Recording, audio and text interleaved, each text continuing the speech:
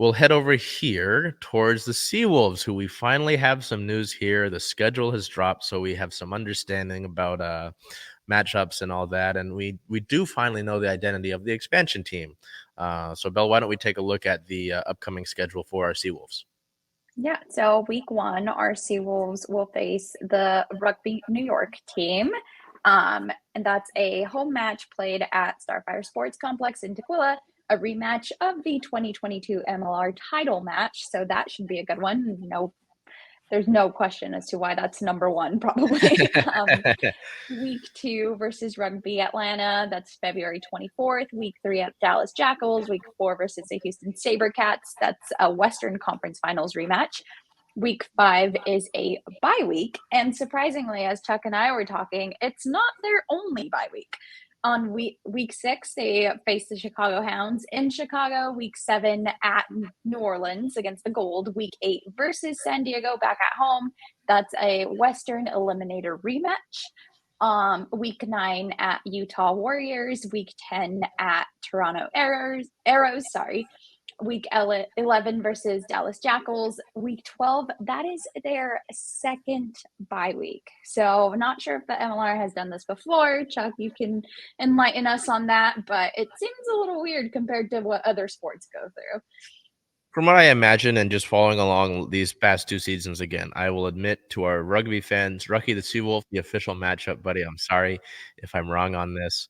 But from what I imagine, this is a second, just because, I mean, I know the NFL players have been pushing for a second bye week, considering that they play over the course of an 18-week season now. But I imagine this is what rugby MLR is doing, with how much contact there is with no pads in comparison to the NFL. This probably will be what we see as a second, sort of week off sort of preparation thing. Because as I was talking with Bel about, if we look on the official MLR website, it goes by rounds. There's round 4 and round 6, but no round 5 for the Seawolves. And there's round 11 and round 13, but no round 12. So I'm assuming that's what it is. If it's wrong, please correct us so that we can get that right going forward. But just from what I remember last year and just educated guess, that's what I'm assuming what it is. Yeah. So after that week 12 bye week, they go off to Houston to face the SaberCats, back home versus the Chicago Hounds, travel to DC to face the Old Glory. On week 16, they are back home against the Utah Warriors. Week 17, home versus the New England Free Jacks. And then week 18 in San Diego. And that is the regular season finale. So just looking at all of that, I know that, things have been surprising over the course of the year, last year with this team, whether it was technically being eliminated from the playoffs, coming back.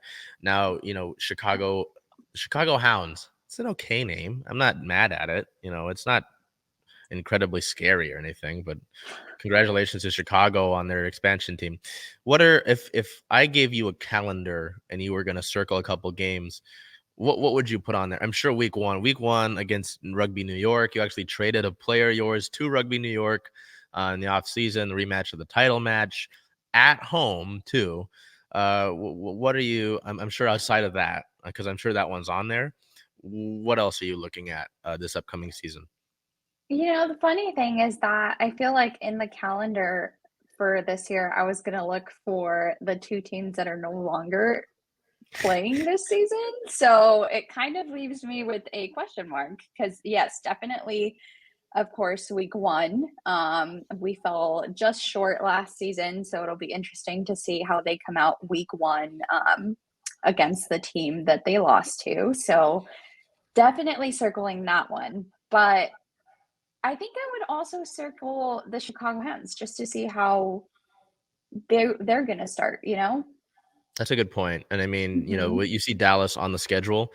Dallas played their inaugural season last year, and I think that last home game that we played against them, Seattle dropped 73 points in a just a so you'd like to see in terms of parity, Chicago do well, but it is interesting to see how that'll work out. I'm not sure if there's gonna be an expansion draft sort of thing, so I'll have to keep an eye out for that. But I expect the Seawolves team to be able to compete again this season.